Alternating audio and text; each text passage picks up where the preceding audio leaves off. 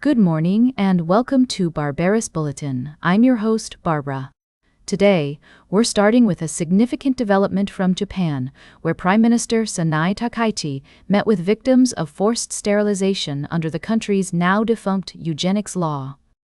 This meeting is a crucial step towards addressing a painful chapter in Japan's history and providing compensation to those who suffered. According to reports from the Japan Times, Prime Minister Takaichi acknowledged the government's responsibility as extremely grave and expressed her desire for all victims to receive compensation.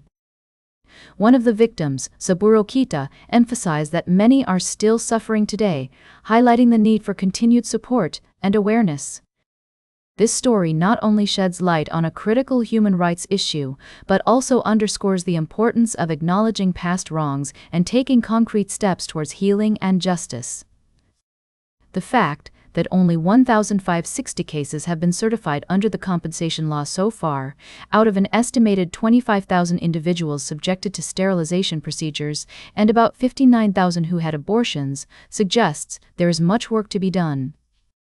In a related commentary piece, also from the Japan Times, analyst Ken Jimbo discusses Prime Minister Takaichi's strengths in diplomacy and the need for strategic signaling in Japanese foreign policy. This comes at a critical juncture for Japan as it navigates complex geopolitical landscapes and seeks to maintain its position on the global stage. As we delve into these stories and more throughout today's show, we'll be examining the complexities of international relations, human rights, and the ongoing quest for justice and equality. We strive to bring you balanced and in-depth coverage, providing context and insights that help make sense of our rapidly changing world. We'll be right back with more of today's top news on Barbaras Bulletin. Welcome back to Barbaras Bulletin. We're diving into the latest news from the United States, where President Donald Trump's second term is under scrutiny. A recent poll by the New York Times and Siena University reveals that less than a third of voters believe the country is better off since Trump's return to the White House in 2025. This sentiment is echoed in another poll, which shows that only 42% of voters rated Trump's first year as a success. It's also worth noting that voters are expressing dissatisfaction with Trump's handling of key issues such as the economy, immigration, and foreign policy, particularly with regards to the war between Russia and Ukraine and his actions in Venezuela.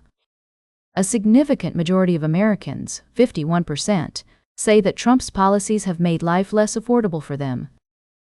In a separate but related story, online news outlets reported on a focus group of swing voters who expressed frustration with Trump's lack of focus on economic issues, citing his recent involvement in international conflicts and his threats to acquire Greenland. These voters are looking for Trump to prioritize domestic concerns and address the everyday needs of middle-class Americans.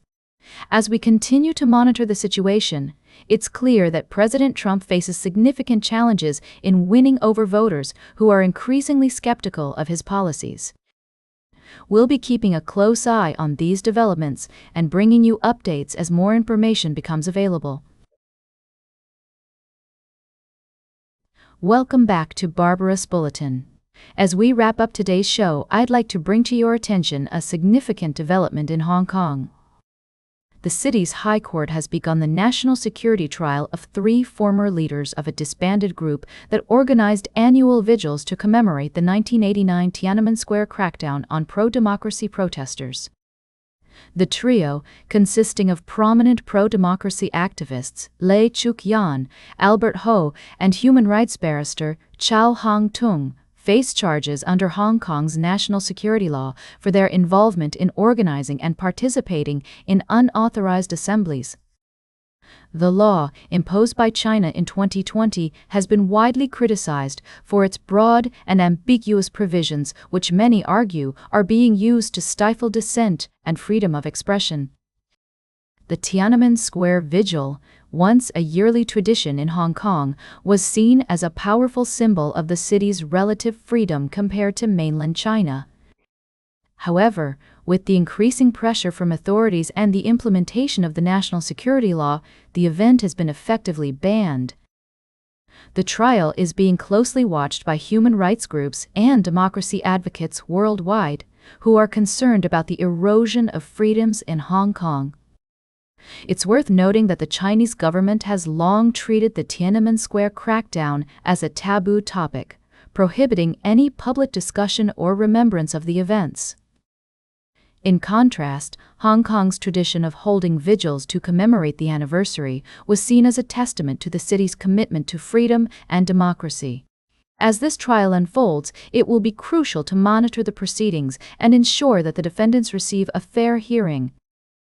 The outcome will undoubtedly have significant implications for the future of free speech and assembly in Hong Kong. That's all for today's Barbaras Bulletin.